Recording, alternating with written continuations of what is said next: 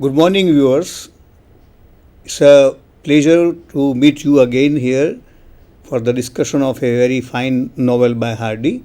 Here in the studio with me is Miss Sulbha Devpurkar. She is a PhD from Saurashtra University and is at present working in Porbandar Arts College. I would like her to bid you good morning and introduce the topic. Yes, very good morning, students. Now, we have brought for you today Thomas Hardy's very popular, very famous, and very important novel, Tess of the D'Urbervilles.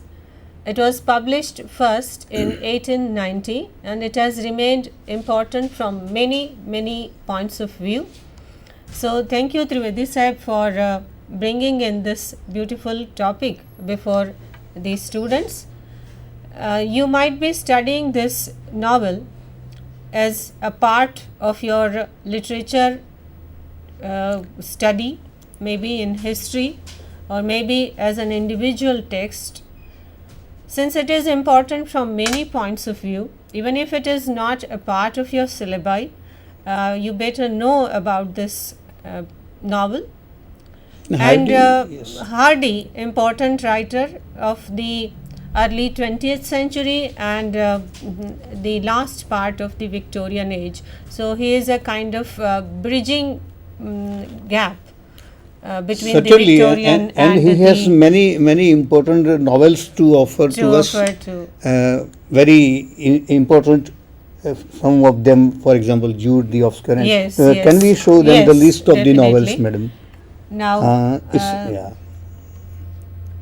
this is your writer, Hardy. friends. Yes, he belongs to the later part of the Victorian age and early part of the modern age. So, this is his lifespan. 1840 to 1928. 28, yes. So, these are some of the major works by Hardy. He started writing novels and he considered himself a poet, in fact. But he even the switched titles, over to some of the titles suggest are very poetic. Yeah. But he said that he needed to write novels for his livelihood. Under the Greenwood Tree, Far from the Madding Crowd, The Mayor of Casterbridge, Tess of the D'Urbervilles, Jude the Obscure, and in his poetry. Yeah, he has written some poems also. Present, yes. And in his time he was not considered much as a poet, but later writers and critics were very praiseworthy. They found him very praiseworthy. And he has written a poetic play, an epic play, The Dynasts. So, yes, a very ambitious work by himself. So, this is the background of Hardy's work. Hardy never saw the university. He didn't get the formal education to that extent, but he was a self-studied, self-educated person. Rather more experienced in life. Yes. More experienced in life and rather more enthusiastic in presenting life as it is lived upon this earth. Yes. And shall we move onwards? Now, so far as the novel is concerned, the original title is like this: Tess of the D'Urbervilles, a pure woman faithfully presented. Hardy added the words "pure woman" later. It has a significance. Yes, it has a significance. A woman who has not been considered to be pure, who has been considered to be a guilty one, a seduced one, a fallen one, Hardy calls her a pure woman, and throughout the novel, perhaps he is trying to prove that Tess is purer than purity, perhaps. No? So it is a kind of comment on the Victorian morality, the idea of morality. So this is the title. The very concept of purity, rather. Yes. He is challenging the social norms and even some of the Christian norms. Yes. Though he himself was a Christian. Shall we talk about the story of the novel? Story of the novel, yes. The characters are Tess herself, that is a young and beautiful heroine.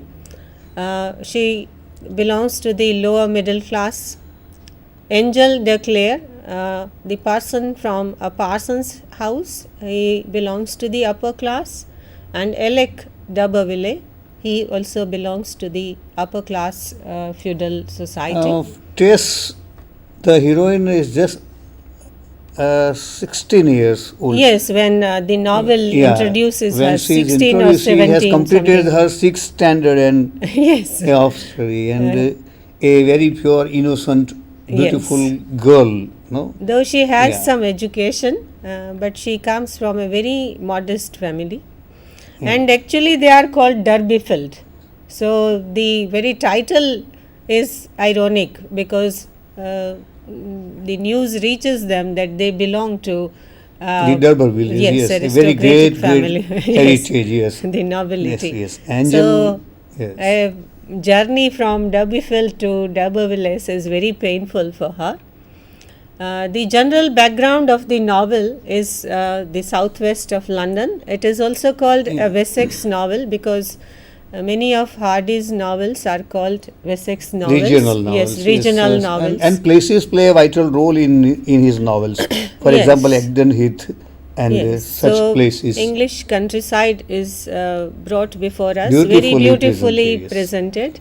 Actually, he is trying to present how the countryside is rather disturbed Yes, by this by the- industrialization and and, the urbanization process. We shall talk about it later. But Yes. at present, we'll say that it is situated or located in the southwest of London, Wessex. And Yes, the as named by background, Hardy. yes, the nature, everything is portrayed very faithfully. And the as we society say. is presenting perhaps Yes. is the 19th century Yes. Victorian society. The moral A very standards, rigid everything. one, rather orthodox Conventional, one. yes. Very, very obstinate about their concepts of purity and their concepts of sin and suffering and their concepts But of again, life. there is and the paradox that it doesn't exist in the way it should be. yeah, it was also a society perhaps Yes. where Hypocrisy was there was there. a group of neo-rich people like Alec and Alec others. and Yes. others, yes. Uh, So, we just have a rapid view of the plot of the novel. John Derbyfield has been told by a parson that he belongs to the knightly family of D'Urbervilles. His Derbyfields- wife- yes. May I interrupt? Derbyfields are very ordinary, Yes, very common people, ordinary common no, people. cottagers rather. Yes. And Derbyfield is having a cart, horse Yes. cart. And he has is many children. transporting goods from one place to another and earning his little bread. He is fond of taking drinks. Yeah, yes. Rather a drunkard. I would call him an irresponsible head Father. of the family. Yeah, this is also an important introduction for John, the father of Tess, Yes. no, because it is ultimately because of his careless. I would, as a man, I would at least say that In he, fact, yes, the Jane whole tragedy, Austen, guys, yes. the whole tragedy of Tess, of if we call it, no, perhaps it is because of this carelessness of this Yes. gentleman. Usually, there is the patriarchal point of view in the novels, but Hardy here presents a father who is not very responsible Right. to his children, to his And- daughter in And the vain particular. glory in calling themselves. Yes. Yes, exactly. Yes. That is also an important thing. The family actually belongs to a very poor social strata, and when they are informed by someone that you belong to very great D'Urbervilles, no, they all They of are- a sudden start dreaming of greatness. Particularly, the mother of Tess is very happy that she finds that there is some chance of earning some money or making a kinship with the rich people, the wealthy people.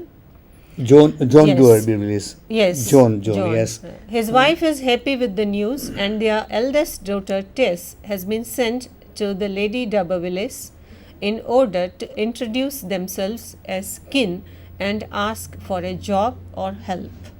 Right. The mothers, especially, for example, in Vicar of Wakefield, if I am not mistaken, Yes, she also is very Deborah is also very irresponsible. enthusiastic in getting her daughter Acquainted with acquainted with the Squire Thornhill. No? Even in Pride and Prejudice, there also we find the Mrs. same Bennet tendency.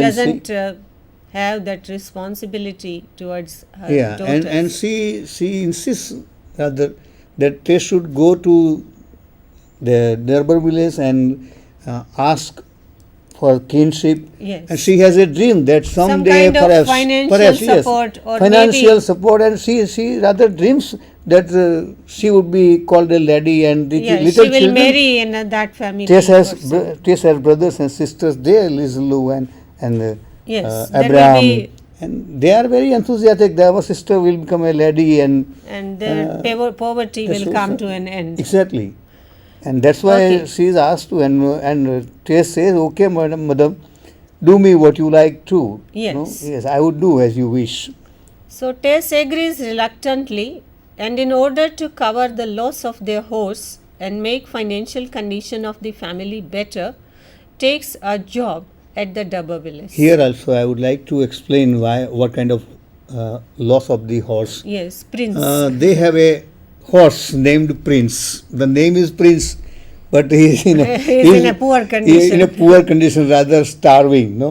Because Now, the students, you know yeah. that in the Western countries, they use a horse. I mean, they used to use horse for farming. Yes. The way we use bullocks, they Yeah, use horse. and So that is an important animal and John for is supposed farmers. John is supposed to take some hives to the market Yes. in his cart.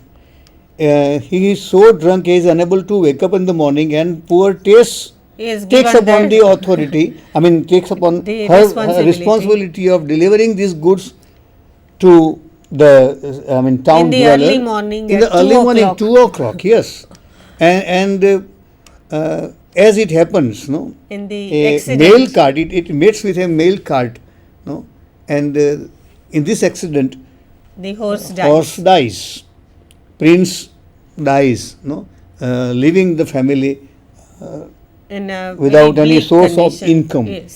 And it is perhaps this death That of is horse. the beginning of their That is the misery. beginning perhaps of course in the earlier chapter also Tess reproaches herself for Yes. not going too early home and not helping her mother. She is perhaps this kind of girl who Yes. thinks herself to be responsible for whatever is happening wrong with the family or wrong with herself. Yes. In earlier time, This is the text. Perhaps you can yeah, have a view a picture of on Tess the teletop. perhaps. Yes, the Is it? text. There are so many versions of this text, so I would propose to the students that you get one copy and go through this text whenever it is necessary. So, and again, The horse Alec, dies, yes, we were Yes, at the the horse horse's died. death. after that, when she reaches the lady's place, she meets a young man called Alec. Alec. Yes, she gets acquainted with him. She doesn't like him, but he eyes her beauty, and from the beginning, he is after her. He calls her cousin, and when finds a chance, he seduces her, and that is the beginning of this poor girl's misery. Tess returns to her parents, now pregnant, gives birth to a child that Oh. dies, baptizes and buries the infant with the help of her brothers and sisters.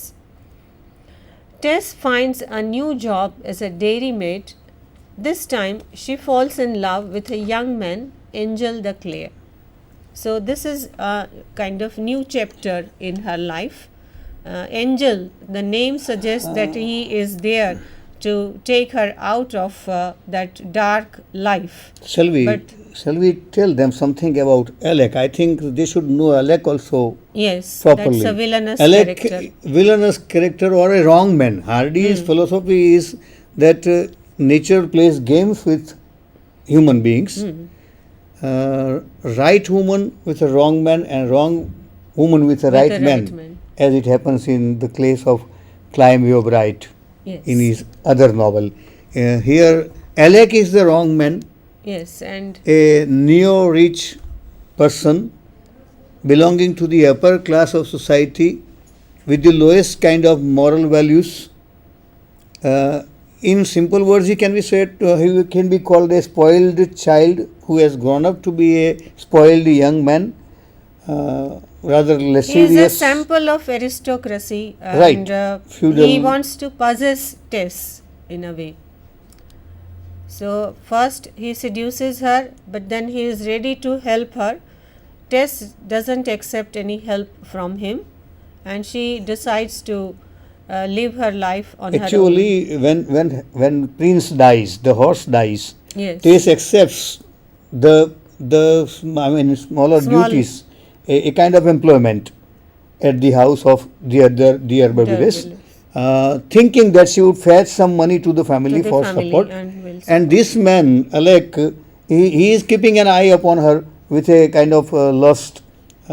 He has all the bad intentions that the squires usually But he had. calls her cousin, and Tess has been told Yes, she that has been she is cheated. a kin. She has been. Yeah. She is not completely innocent, but she doesn't understand what she has to do. I mean, she couldn't decide her course of action. The squires, she no, is- perhaps Alec belongs to those group of squires Yes. that we find in Joseph Andrews, for example. In Richardson's Pamela, there also a squire seduces. No? Yes. In Vicar of Wakefield, we have Thornhill. The rich and the powerful people, They their exploit. young men, Yes, they exploit these financially. poor- They exploit sexually. They did such things. Exactly. And Hardy had a very realistic view of this life, which he witnessed in the rural area. He And could he- see poverty, he could see the exploitation of poor peasants. So these were the things which were before him. He had seen Tess them. is employed under the pretext of